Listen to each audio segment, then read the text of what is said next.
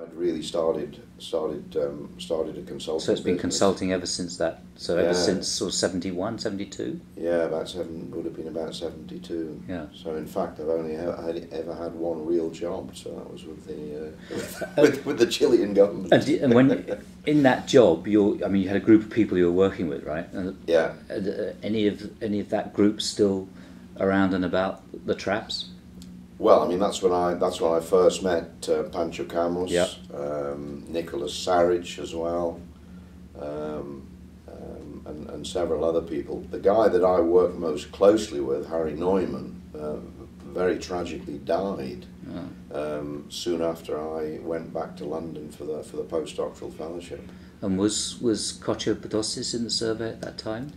Cocho was at the university then. Ah, okay. Yeah, he was at the University of Chile in Santiago, but I didn't really know him all that well. Okay. I didn't get to know him until he joined the survey, in fact. Now, I seem to remember you or somebody telling me a tale that you actually made quite a good friend out of Don Andronico Luksic. And was that at this time or subsequently? Yeah, that would have probably been more in the 1980s. Okay. Yeah. I mean, he was originally from Serbia, is that correct? From Croatia. Croatia. Yeah, I mean, there's quite a Croatian fraternity in Chile, and they're all very, very good businessmen, of course. And set up, one of Chile's largest mining houses, Antofagasta. That's right, and well, it's one of his sons now that currently is the chairman of Antofagasta Minerals, which is the company he set up. And he had some good, if I recall, some good investment advice for you at one point. Did he? Well, if that was the case, he was highly unsuccessful. That's all I can say. Something to do with a railway company?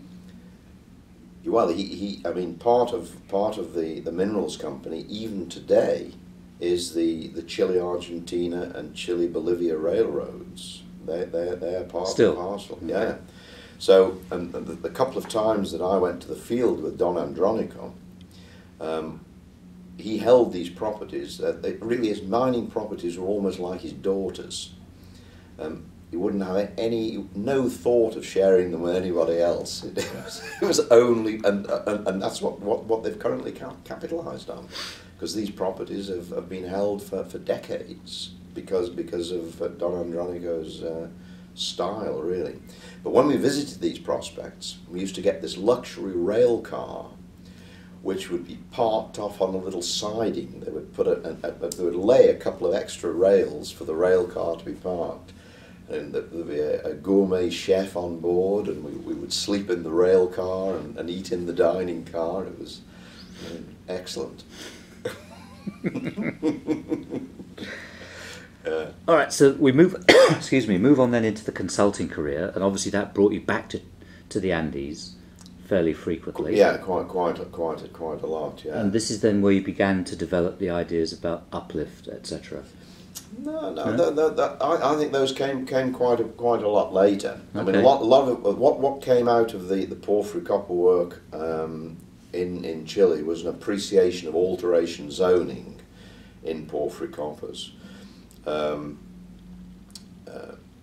And this would have been before the Lowell and Gilbert. No, well, it was more or less at the same time. Okay. Lowell and Gilbert published all their stuff before we really had our act together, really. But we were starting to appreciate that, and of course that was also quite well known in Kennicott and in Anaconda in-house as well. So there were a lot of people starting to realise that this was a pretty cogent vectoring tool in porphyry systems.